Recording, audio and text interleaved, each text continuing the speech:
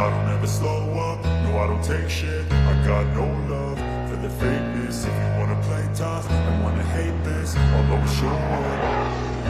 I don't ever slow up, no I don't take shit. I got no love for the fakeness. If you wanna play tough and wanna hate this, I'll always show up and make a statement. I don't ever slow up, no I don't take shit. I got no love for the fakeness. If you wanna play tough and wanna hate this, I'll always show up and make a statement. I don't ever slow up, no I don't take shit. I got no love for the fakeness. If you wanna play tough and wanna hate this, I'll always show up.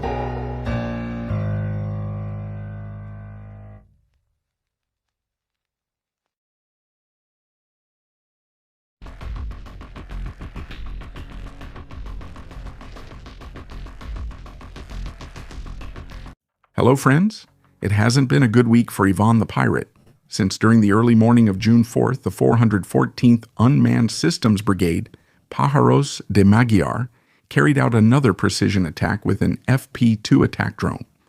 This time the target was a Svetliak-class patrol vessel from the Border Guard, 49.5 meters in length. Crew of 28 sailors armed with a 76mm AK-176 cannon, an AK-630 anti-aircraft system, 14.5mm heavy machine guns, and an IGLA anti-aircraft defense system. So in theory, this pirate was capable of defending itself. Since the attack was near Ukraine, in the strait connecting the Sea of Azov to the Black Sea, the ship was likely tasked with short-range air defense for the Kerch Bridge, but clearly wasn't doing its job well. The patrol boat was at top speed, but the drone struck the starboard superstructure at the ship's center. In fact, you can see some crew members next to the bridge who had the dubious honor of watching the night come crashing down on them. Curiously, the crew member operating one of the heavy machine guns seems to be looking in another direction moments before the attack, which suggests that the crew was not aware of the direction from which the threat was approaching. Another one who wasn't very alert to his surroundings was this Shahed drone, which an interceptor turned into a pile of rubble over the city of Zaporizhzhia. I must say that the drone's explosive payload looks almost too powerful for its size. But come on, the mission was more than accomplished. The one who was really alert was this deer, which immediately moves away so as not to reveal the ambush position of the attack drone. Everyone needs to work together to give Ivan the attention he deserves. But the action on the naval front continues because in a bold display of dominance, Ukraine's strategic attack drone fleet, now operating freely over the Sea of Azov, launched a series of coordinated attacks. Ukraine's main military actions in June targeted 5 cargo ships operating illegally and an oil tanker near Mariupol, Berdyansk, and nearby coastal waters. Ukraine, near Yalta, on the Crimean Peninsula. The operation aimed to stop vessels transporting grain, military cargo, and fuel stolen from the occupied Ukrainian territories. Many of the attacked ships used camouflage tactics typical of Butler's Shadow Fleet, such as false identification marks and system codes. The automatic identification system was deactivated to evade surveillance while supporting Russian war logistics in the Sea of Azov. In the infrared camera recordings from the drones, we see how they go for the bridge of the ships, which is the part where they can cause the most damage. Some of the targets were hit in open sea, and others while they were loading in port. 5 Azerbaijani citizens lost their lives and 3 others were injured in the attacks on the cargo ships Natra and Zircon, which were heading from Turkey to Rostov-on-Don when they were attacked in Taganrog Bay in the Sea of Azov. The Russian Ministry of Foreign Affairs quickly accused Ukraine of attacking peaceful civilian ships, but Ukrainian authorities maintained that the ships were legitimate military and logistical targets, as they supported the Russian occupation and the looting of resources from the occupied areas. This operation makes it clear to Ivan the Pirate that the Mosquitoes are expanding their interdiction campaign to disrupt the maritime supply chains that the invaders are trying to maintain in the Black Sea and the Sea of Azov. By attacking the ships that facilitate the export of looted grain and the movement of military supplies, Ukraine aims to slow down the supply to the invading army while reaffirming its sovereignty over its territorial waters. Isn't this nice? Until recently, only the assault orcs understood invading other countries wasn't acceptable. Now their ships are getting the message too. We're still in Crimea because the 413th Raid Assault Regiment successfully neutralized 2 Russian locomotives that were operating on the strategic route connecting Sakoi with the Kerch Bridge. This corridor is a vital artery for Russian military transport, moving troops, equipment, and supplies to support operations in southern Ukraine. Now, all of that would be great, but the Mosquito operators don't just want to neutralize the enemy, they also want to do it with style. That's why they have one of their birds fly between the wires of a high-voltage power line before striking their target with precision. The Raid Regiment issued a mission report stating that it was a routine work permit inspection for the Z railway workers operating the locomotives. Since none of them had the documentation, they had to stop the trains. 2 locomotives were neutralized, paralyzing traffic on this key section of the railway line until the invaders managed to remove the destroyed locomotives. The 413th Raid Assault Regiment was created by civilian volunteers and is known for its aggressive operations, where the unit has consistently demonstrated its ability to innovate in order to accomplish its missions, echoing the unit's motto, which is to attack, not to cry, a call for active and results-oriented resistance. On the logistics front, the company Firepoint released a record of a recent test launch of its FP-7 tactical ballistic missile, in which one of the prototypes can be seen.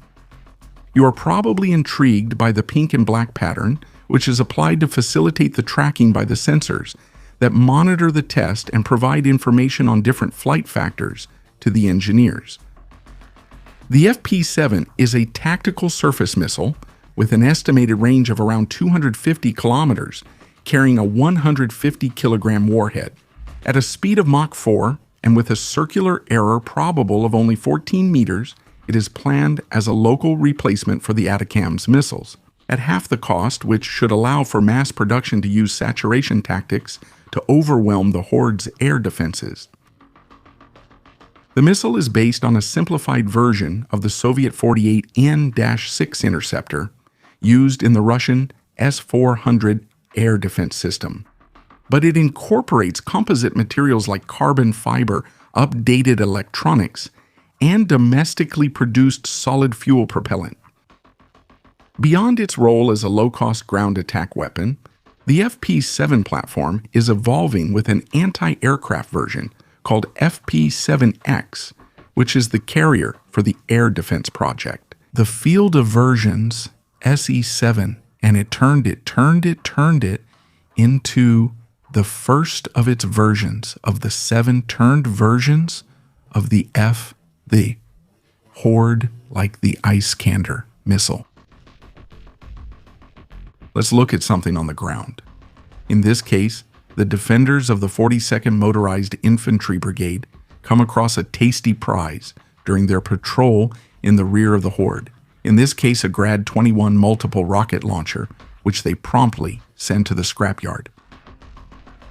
It took a couple of hits, but the invader was completely depoutonized, which was confirmed by one last drone, who will now have to provide the same treatment to the artillery crew of the big weapon.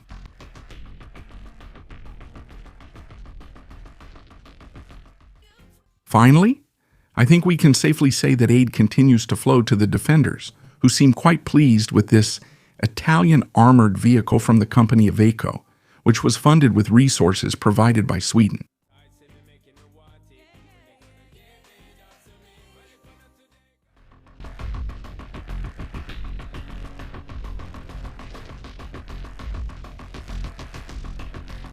Hello, friends. We start with an orc who had hidden inside a shed, on top of which was a Ukrainian combat cat who was thrown into the air with the arrival of the president's plane. The president of the prosecutor's office has been the one to come to the danger zone following Luis Manuel to the area. I wonder if he'll lose one of his 9 lives from this adventure. On the southern front, a Mi-24P Hind helicopter from the 18th Army Aviation Brigade, with a striking camouflage pattern, I must say, performs a run of attacks using American Hydra 70 rockets fired from M261 rocket pods. The 18th Independent Army Aviation Brigade operates in peacetime from the air base of the plane. The one with the pattern, camouflage, I must run, run, run, attacks I must perform, was from the Soviet era, including light transports Mi-2 or Plita, multi-role transports Mi-8 and Mi-17 HIP, as well as Hind attack helicopters. This is interesting. Since the road blockade campaign on the southern front has become so intense, and Ivan has started placing vans with mannequins that look like Russian soldiers as decoys, some of the Hornet-type drones patrolling the roads end up destroying these worthless targets. However, the drone operators realized they weren't Russians because even the mannequins are smarter than the average assault orc. In any case, the harvest of invaders in this campaign continues to be plentiful, although now the defenders have to go after smaller targets, since trucks are starting to become scarce in this sector. Tensions are rising in the Baltic Sea, where 2 French Dassault Rafale fighter jets are operating under the NATO Baltic Air Policing mission. They took off on June 2nd, 2026 from an airbase in Lithuania to intercept and visually identify a formation of 6 Russian military aircraft that were operating without flight plans, radio contact or transponder in the Baltic area of responsibility. The intercepted formation was composed of a basic air superiority fighter, the advanced Sukhoi Su-35, which is Mordor's most advanced non-stealth fighter, a supersonic bomber, Sukhoi Su-34, an attack aircraft, Sukhoi Su-24, a heavy military transport Ilyushin, Il-76, a medium transport aircraft, Antonov An-12, and a reconnaissance and surveillance platform, Antonov An-30. In any case, the Rafales were not alone, as Swedish Gripen fighters also arrived to provide additional support during the interception. This incursion by Ivan was part of a particularly intense week for the French detachment, which had to send out its Rafales 11 times to intercept Russian aircraft operating without standard identification protocols. A situation that was described by the spokesperson of the French armed forces as a number of provocations higher than usual. The scale of the Russian deployment, which included air superiority escorts, attack assets, heavy transport, and platforms dedicated to intelligence gathering, suggests a deliberate effort by Russia to simultaneously test NATO's response times, procedures, and interoperability. According to reports from the French pilots, the Su-34 was carrying signal intelligence equipment, making it clear that it was a reconnaissance flight. We're back to the Sea of Azov, as the Mosquitoes successfully attacked the Russian cargo ship Leonid Pestrikov in the port of Berdyansk. A video released by the 422nd Luzhakov Unmanned Systems Regiment shows a direct hit on the ship.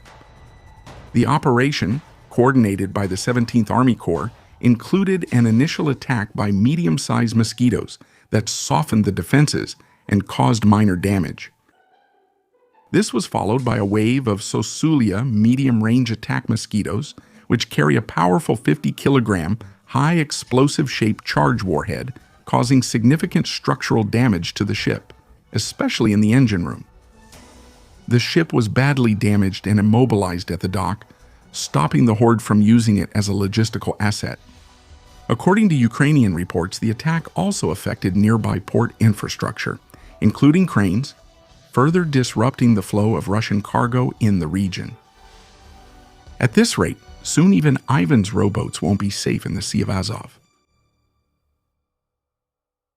The 414th Machinery Birds Brigade. The company crunched the numbers on their work to celebrate reaching an important milestone. Let's remember that the unit was created on June 11, 2025, starting a fierce campaign of destruction against both the invaders and their equipment. To the point that now, after only 12 months of work, they have managed to depopulate no less than 100,000 invaders, of which 53,432 have been permanently neutralized, and another 46,568 have been a yes. We consider that in Red Square in Moscow, a group of 3,390 orcs can fit, and each of them carries a backpack with a neutralized colleague. It would take 15 red squares to be able to hold a parade with all the invaders, to whom the brigade has given the personalized attention they deserve. It also represents a convoy of 1,000 refrigerated train cars, each with 100 silent passengers with one-way tickets back to Mordor. We're talking about a macabre 24-kilometer-long train convoy full of Mordorites who signed the contract. These figures are not estimates, since their data is based solely on verified losses, recorded in real time through the brigade's online system, which aggregates data from multiple units with video evidence from each mission. The statistics from the Unmanned Systems Forces indicate more than 350,000 unique verified enemy targets hit or destroyed, and 1.65 million combat missions. Combat with an average of 5,000 sorties per day. 248 air defense systems. 817 have been carried out. Todo confirmado. The United States Air Force car is the only one made, the only one among the three Air Forces. The United States Air Force has been made in the world. Made by the Air Force, made in the United States, made in the world. The car of the United States Air Force is unique in the world, among the three in the world. Back then, the Russian invasion force numbered about 180,000 troops. Today, it exceeds 700,000, and still they have not managed to capture the Donbass after 4 years of war. And when it comes to the birds, these worms will pay an even higher price for every meter they manage to advance. Speaking of statistics, the General Staff of Ukraine's defense confirmed that their forces managed to neutralize more than 31,500 invaders during May. Although that's less than the 35,000 in March and April, it's still better than the 28,000 on average in January and February, which were winter months, when it's a bit harder to have enough drones in the air due to the weather conditions. With conditions now improved, the swarms are paralyzing the logistics chain on the southern front and in the Donbass. Each successful attack is carefully documented and georeferenced, so its validity is unquestionable. Even so, there is still work to be done to reach the goal of 50,000 casualties per month set by Minister Fedorov, but the work to reach that goal continues with enthusiasm.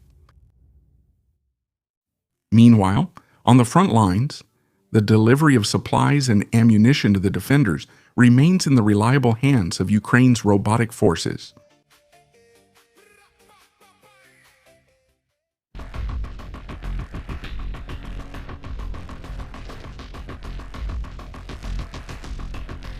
Hello, friends.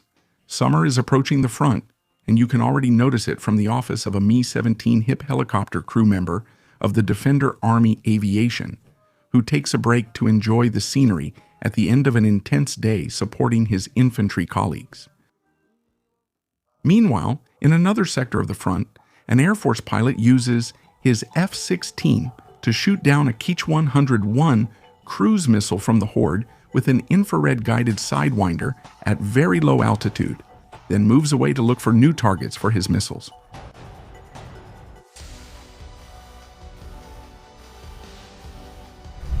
Not to be left behind in the score, a Su-27 flanker of the defenders takes a Horde position out of this reality in Donetsk Oblast, using a 450-kilogram American JDAM-ER bomb. I hope Ivan was wearing his earplugs. Speaking of airstrikes, a construction crew from the Horde working on a road shows us how their dump truck is hit directly by a twin-engine attack drone from the defenders. Ukraine's logistical blockade campaign is in full swing, and every heavy transport vehicle is a target. The least concerned about the attack were the workers. It seems that their comment to the site foreman is, Well, looks like we're done for today, right?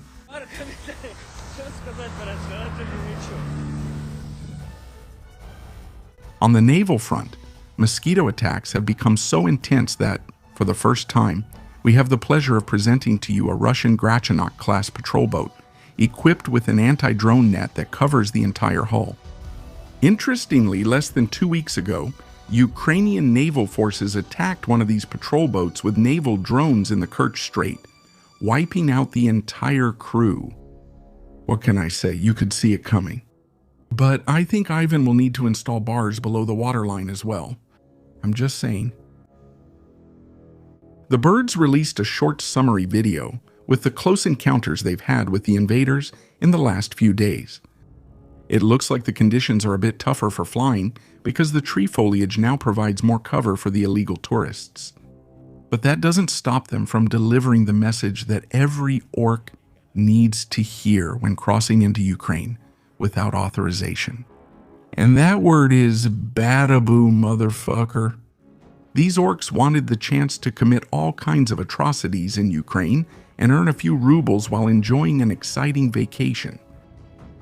I wonder if they'll have time to regret their decisions as they watch their whole life flash before their eyes. In any case, someone should tell Ivan not to bring his phone to a drone fight. It's completely useless.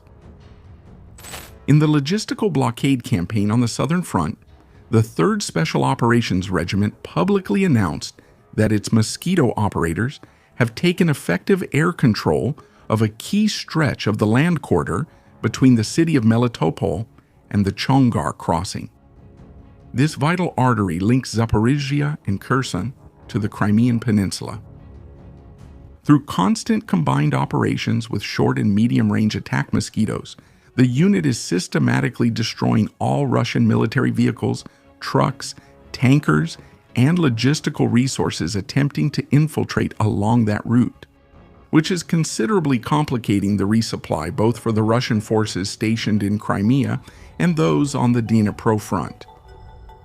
The Melitopol-Chongar route serves as one of the main land supply lines from Mordor to Crimea, and it is essential for the Horde after the attacks on naval traffic in the Sea of Azov and the attacks on the Kerch Bridge.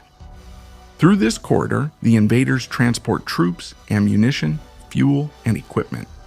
These flat steps have key choke points at bridges over the Sivash Lagoon near Chongar. Controlling this corridor is vital for the force's survival. Russian occupation in the peninsula, especially given the current fuel shortage in Crimea, resulting from Ukrainian attacks on infrastructure and oil transportation. The occupation authorities ordered that only military and emergency vehicles could travel along the route, which has made it easier to identify the operators. In addition, the accumulation of attacks has caused traffic jams that further compress the defenders' targets. As an example of the above, here we see footage captured by a driver from the Horde, showing how a Hornet-type mosquito calmly patrols the route looking for a suitable target, which could be a logistics truck or one transporting fuel. You can clearly see the size of the bird, with 2 long wings and an airplane-type fuselage designed to increase its patrol range. But here, I bring fresh news, because the mosquito operators from Unit Code 9.2 scored a devastating attack against the Chongar Bridge, which allowed the road to connect directly with Crimea. Thanks to this attack, the bridge was rendered unusable, so trucks now have to follow the yellow route to the other open crossing, increasing the distance by more than 160 kilometers, all of which are exposed to the action of the Hornet attack mosquitoes. In the end, interesting things are happening at the technological, because Ukrainian mosquito operators can now receive high-resolution commercial satellite images directly on their frontline devices in just 15 minutes, which drastically reduces response time and improves accuracy against Russian positions. According to an exclusive report by the Wall Street Journal, this capability provided by the American company Bantor represents the first known case of delivering unclassified commercial satellite images directly to soldiers on the front line for real-time combat decision-making. By avoiding centralized review processes in Kiev that delay the delivery of intelligence by hours or even days, the system has reduced target detection time by up to 90%. A recent operation in southeastern Ukraine illustrates its impact. A small Ukrainian unit, operating about 10 kilometers from the front line, used images from Bantor to identify a Russian operations center hidden under dense vegetation. Satellite sensors revealed armored vehicles, normally used by high-ranking officers, parked nearby. After days of orbital surveillance and checking historical data, the team launched a drone attack on the building and vehicles. The technology is integrated into the Bantor constellation, which consists of approximately 10 satellites that pass over Ukraine between 12 and 15 times a day. Similar images achieve an accuracy of about 5 meters, which is sufficient for route planning and target location. The associated software allows for 3D modeling of the terrain to simulate the flight path and the attack profile on the target. Defenders highlight several benefits, including saving scarce resources such as reconnaissance drones, which are vulnerable to I-band electronic interference, and Z interceptors, as well as increasing the speed of the detection-destruction cycle, which saves lives. To conclude, this seems to be a trend among Ukrainian units who are making videos to show how pleased they are with the new Kozak armored vehicles they are receiving, which allow them to work with the best protection currently available.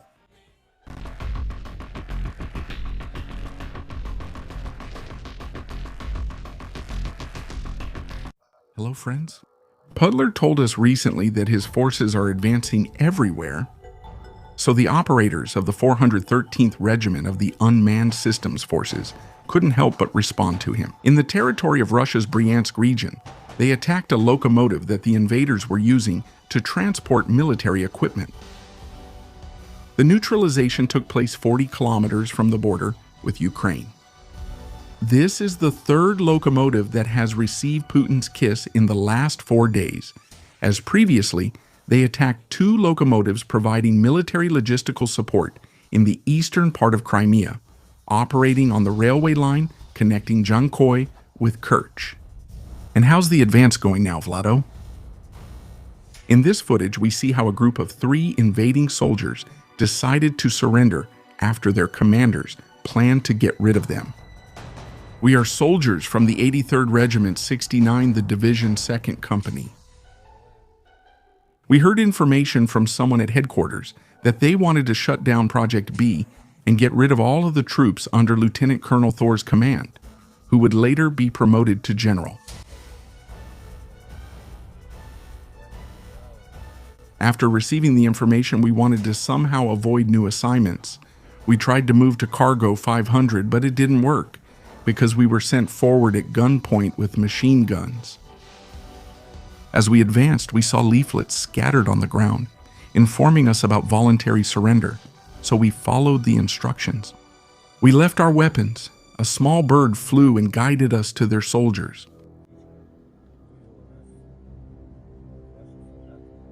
It speaks volumes that these invaders chose to surrender to Ukrainian soldiers instead of facing their own commanders.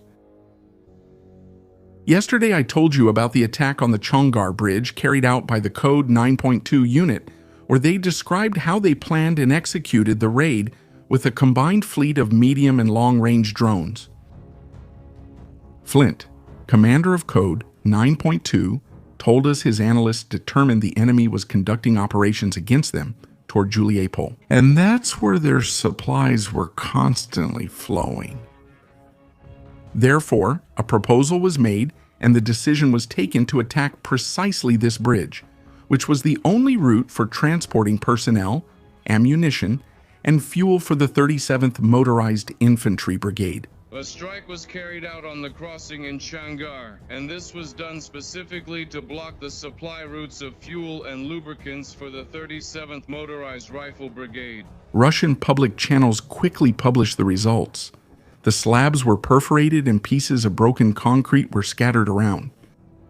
The reinforcement ribs were not damaged, but the slabs themselves had huge holes more than a meter in diameter. As a former civil engineer, I understand how difficult it is to repair this structure and make it safe again.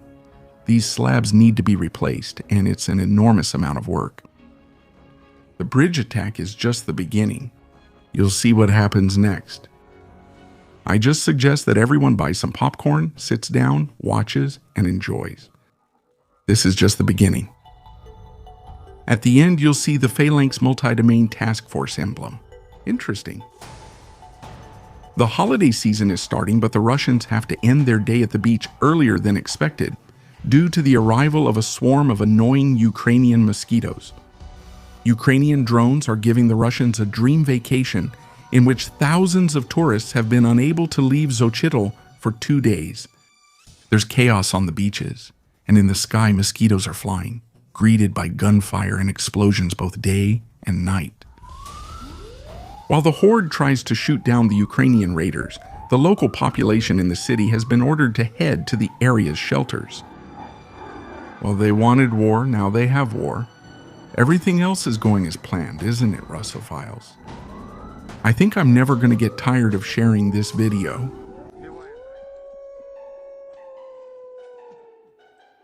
A couple of days ago, we saw how 2 Ukrainian FP-1 mosquitoes flew more than 1,100 kilometers inside Mordor to strike the missile corvette Voiki in a dry dock at the Kronstadt Naval Base.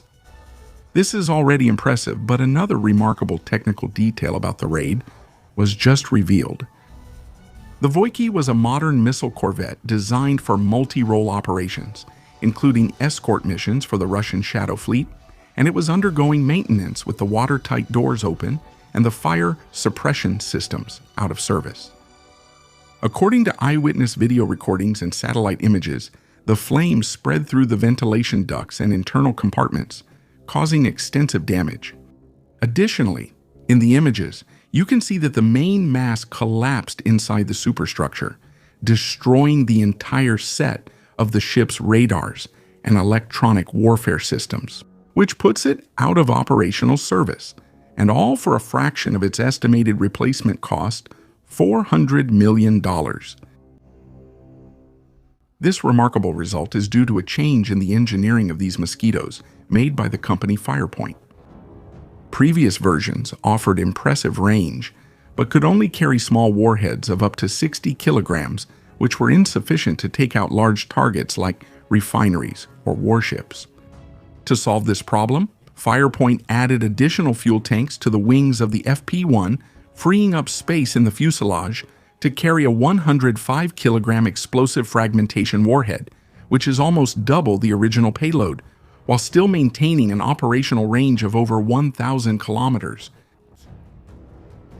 The shorter-range FP-2 variant can now carry an even heavier warhead of 158 kilograms for missions up to 200 kilometers.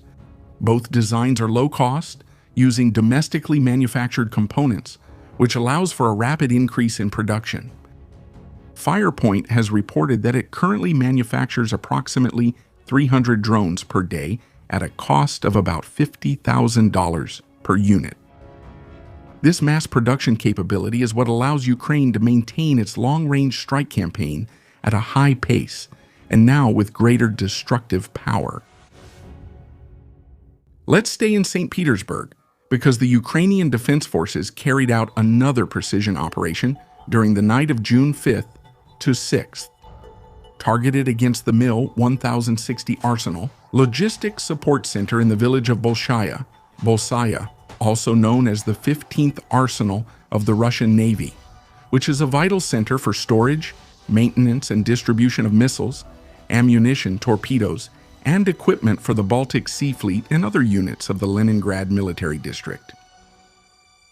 Images taken by the Sentinel-2 satellite published by the open intelligence group Exalinova reveal major damage to the facilities.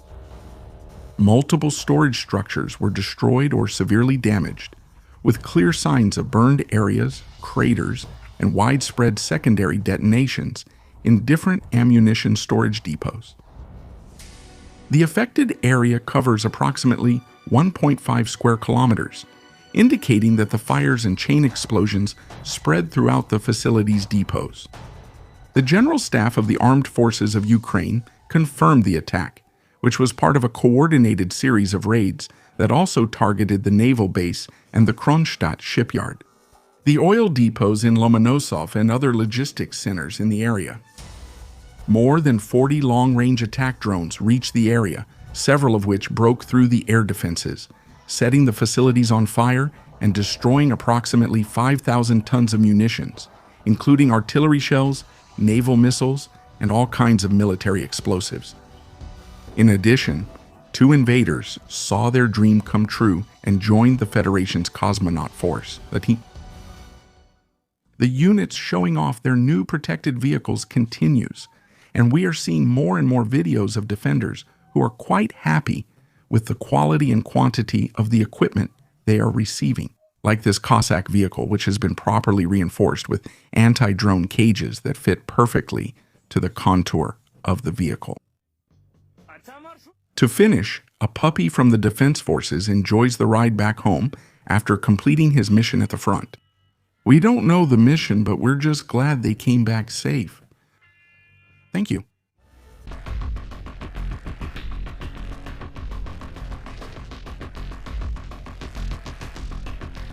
Hello, friends. A drone from the Perun unit discovers in a warehouse a target that every operator dreams of. We're talking about a fully loaded ZBM-21 Grad rocket launcher. The vehicle's takeoff was visible from Kid, but defenders still sent another drone to confirm it had left this astral plane. Fly high, Ivan! With the 50 points from the Brave One system that the unit earned with this attack, the operators will be able to buy a Baba Yaga bomber and 3 additional attack drones. This reward system is impressive, as it makes the command's priorities clear and allows frontline troops to make independent decisions aligned with the higher command's strategic objectives. Since I imagine you still want to see more, here we see how the defenders identified the position of one of the few operational 152mm MSTS self-propelled howitzers left to the Horde, after which they send in an attack drone that triggers a chain reaction, sending the invader to new heights. I thought it was an old video, but no, it was published just a couple of days ago. Gentlemen, orbital takeoffs are back. I bet you didn't know this, but on June 10, 2022, operators carried out the first successful combat use of an FPV attack drone. Tourist, Shwega, and Baghdad, all members of the Signum Battalion, carried out that historic mission which proved the value of unmanned systems and changed warfare forever. All the defenders remember with amazement the images that became part of history, where the operator receives the instruction, 4th house, blue doors. That flight marked a turning point as Ukraine took the lead in the use of these systems, to the point that now one of its military branches has specialized exclusively in unmanned systems, generating thousands of vehicles and hundreds of thousands of deputinized invaders, thus saving thousands of Ukrainian lives. Many thanks to those who dared and had what it took to be the first, and to those who continue the fight day after day. Returning to the campaign to block the logistical routes of the Horde, on June 10, the Defense Forces of Ukraine carried out a complex joint operation involving the 1st Azov Army Corps, the main directorate of the Security Service of Ukraine, the Alpha Special Operations Center, and the Unmanned Systems Forces, who launched their mosquitoes against the commercial port of Mariupol. The attack successfully neutralized critical elements for the functioning of the port infrastructure, leaving the facilities closed for the Horde's logistical operations. Among the destroyed targets were electrical substations, which left the entire port in darkness, radar equipment and the port control tower, paralyzing surveillance of the maritime area and navigation in the adjacent sea, infrastructure and repair facilities essential for ship maintenance, as well as storage tanks for fuel and lubricants, which eliminated the port's ability to resupply ships. In addition to the dry cargo ship Lady Augusta, which was part of Putin's Phantom Fleet and was therefore under international sanctions. This operation was done in 2 stages.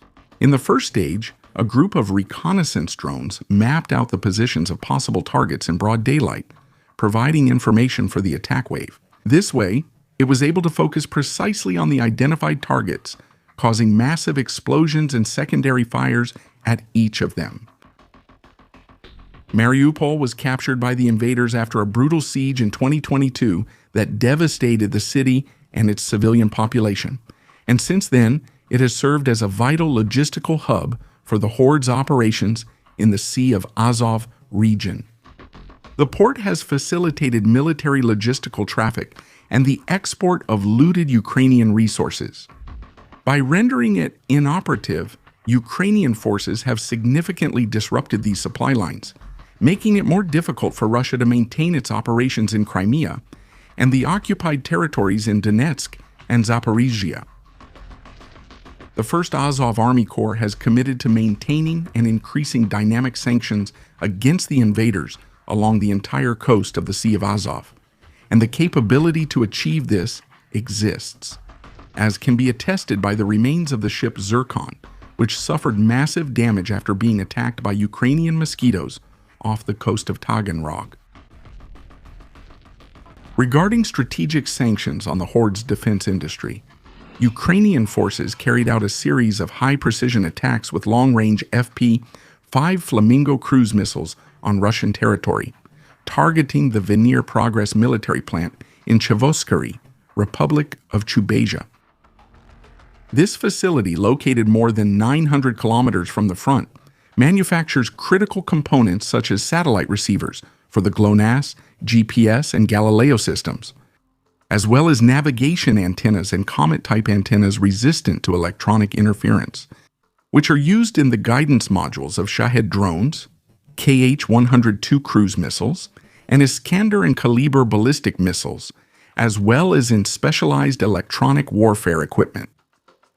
According to Ukrainian sources, 5 Flamingo missiles were launched, of which 2 were shot down as they approached Chubasia, and another one near the target, so it is believed that 2 managed to hit the plant.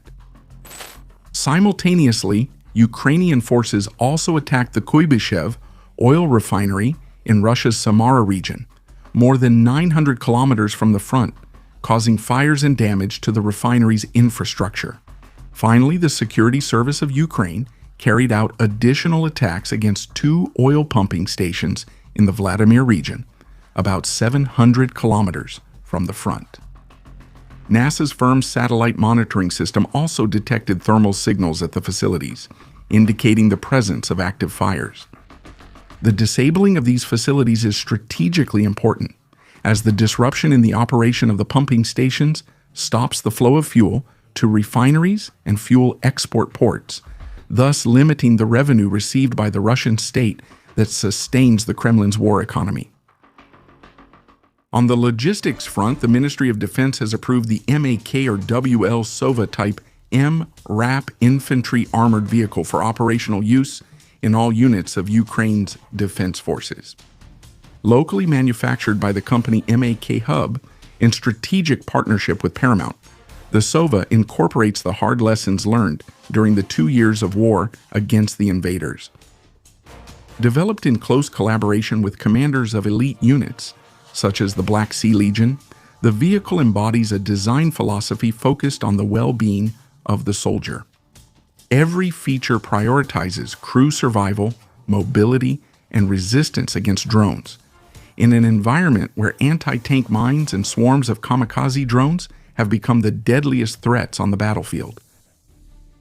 Sova has been rated as the safest and most advanced MRAP in Ukraine to date, achieving the highest protection rating against mine blasts of up to 10 kilos of explosives, which is an essential feature for safely navigating the extensive minefields at the front.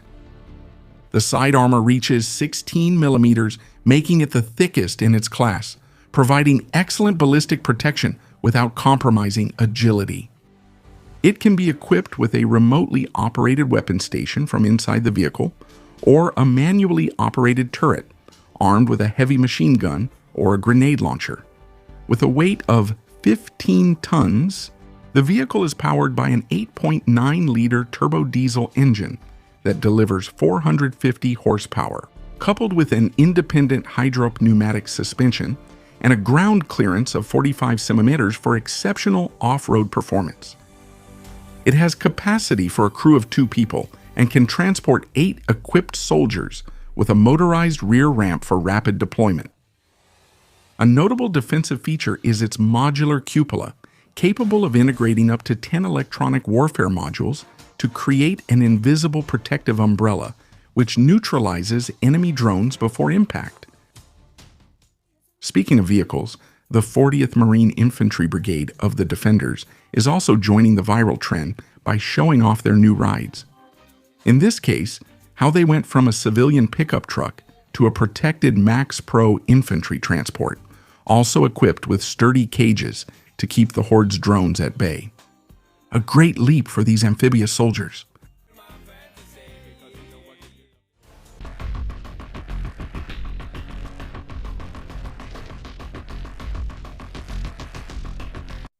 Hello, friends? In a remarkable display of the quality of equipment the Horde is receiving to continue their invasion, an illegal tourist demonstrates the operation of a high-tech projectile manufactured in the field, made from a mortar shell combined with an RPG rocket motor. Everything is going according to plan. Ivan keeps providing material. In this case, the Russian state channel Russia One, one of the main Kremlin propaganda outlets, did a report on Serhiy Starenenko, who is one of the main Ukrainian civilian leaders. To do this, they showed a segment from Serhiy's channel during their broadcast, where a QR code was visible, linking to a fundraising campaign to finance attack drones for the Ukrainian armed forces. Of course, the Russians thought it was a call from their leader to donate, and they started sending their rubles en masse to the campaign. Serhiy didn't know why donations to his campaign rose so much, but he wasn't complaining. After a while, he realized that the donations were coming from Mordor, and that Olga Skobeleva's husband had promoted his campaign's QR code for free all over Russia. Thank you very much, Evgeny Popov. Damn, they even made Budanov smile. A reconnaissance drone from the 238th Unmanned Systems Battalion, Blackhawk of the 8th Army Corps, encounters a Tor anti-aircraft system, from which all 4 crew members have disembarked for a bathroom break, and when they feel they're being watched, they decide they should return to their vehicle to make a quick getaway.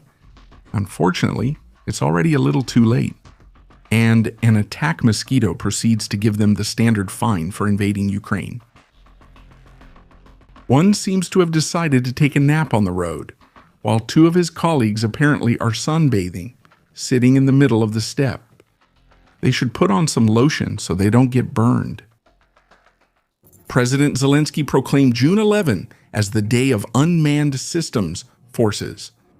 The decree was signed on June 10, 2026, exactly 1 year after the formal creation of this new branch of their armed forces, dedicated exclusively to designing, manufacturing, and operating unmanned aerial, land, and maritime systems.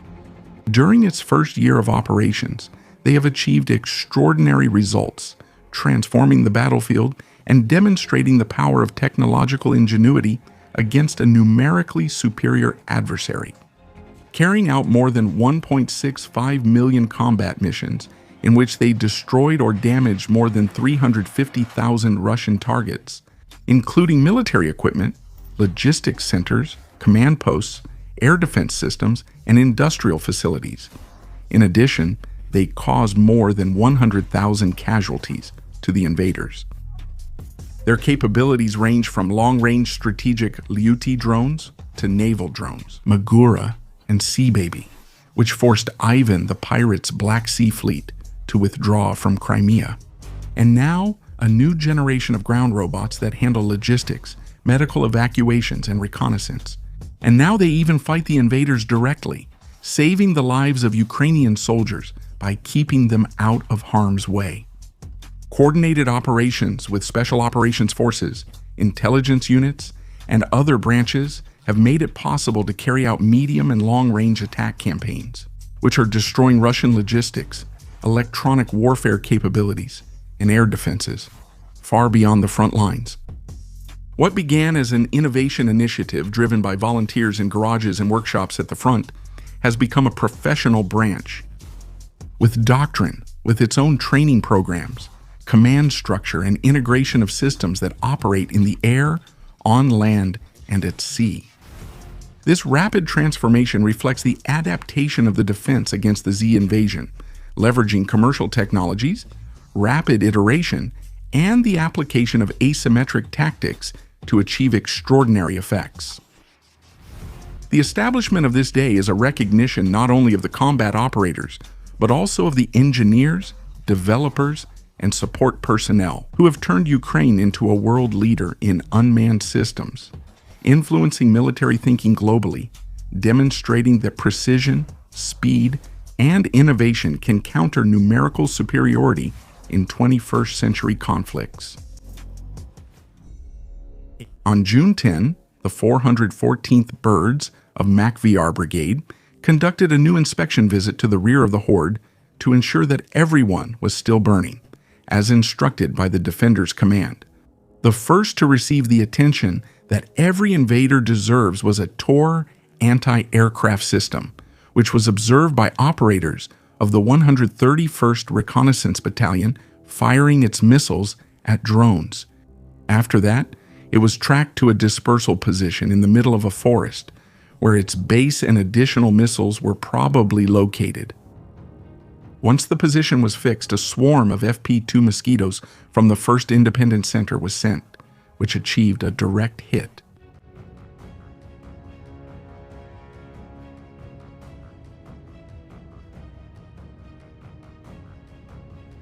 Afterwards, one of the mid-range attack Hornet-type Mosquitoes from Unit K2 encountered a Buk M3-type anti-aircraft system moving near the town of Shevchenko, close to Pokrovsk, which is quite strange, given that it's an extremely exposed area. But well, if Ivan wants to risk them, we're not going to complain. The Mosquitoes from the 412th Nemesis Brigade also scored when they visited the port of Berdyansk, where they managed to disable a tugboat. For their part, the 414th Brigade attacked a group of 3 tanker cars that were in a rail yard in Mariupol. Then they went on to carry out a furious attack against the command post of the 88th Motorized Infantry Brigade of the 3 Army Corps from the Horde, the one that received a constant flow of mosquitoes that left it completely neutralized. To save themselves, the officers of the Horde tried to flee the position, but the mosquitoes had other options and also began to go after them. The raid lasted until all movement at the position stopped. But that wasn't all, since the invaders had the courtesy to gather a large number of logistics trucks in what they considered to be a protected position, in the town of Novoazovsk on the Donetsk front, where they were promptly visited by a swarm from the 414th Brigade, who proceeded without ceremony to demilitarize the entire group of trucks, which, according to reports, were loaded with lubricants, food, and other supplies for Army Group Z, which operates on the front north of Mariupol. This is important. During the night of June 11, the defenders carried out a series of precision attacks against several bridges on the land communication routes between Kherson Oblast and Crimea.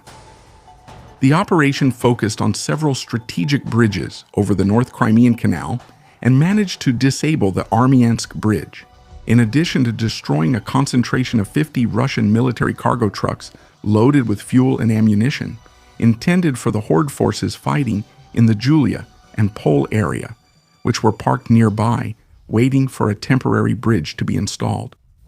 The operation was a coordinated joint effort involving the 1st Independent Assault Regiment, the famous Da Vinci Wolves, and the 475th Independent Assault Regiment, Code 9.2, and the Alpha Group of the Special Operations Center of the Security Service of Ukraine. Russian forces had diverted their logistics convoys through the Armyansk corridor after Ukrainian attacks damaged the Chongar Bridge from June 7th to June 9th. These strategic points represent vital arteries for the transport of fuel, ammunition, equipment, and personnel between Crimea and the southern front. By methodically attacking the supply lines, Ukrainian forces are increasing the pressure on Russian logistics in the region in an attempt to choke the invading units fighting at the front. Commander Robert Brovdy has publicly declared his intention to cut off all supply transit to and from Crimea in the near future. The trend among Ukrainian units to show off their most cherished machines is already viral among the defenders, and the 221st Unmanned Systems Regiment did not want to be left behind. So here they show us the vehicle they use the most to deliver to the invaders, a massive and quite lethal dose, it seems, of hospitality. If you want to see different content, additional information about the war in Ukraine, I invite you to visit our 2 new channels where we present information about the war in a different format. Don't forget to check them out. Remember to visit our Patreon, where for just $1 you'll have access to a large number of uncensored videos and documentaries. Remember to like and subscribe to the channel.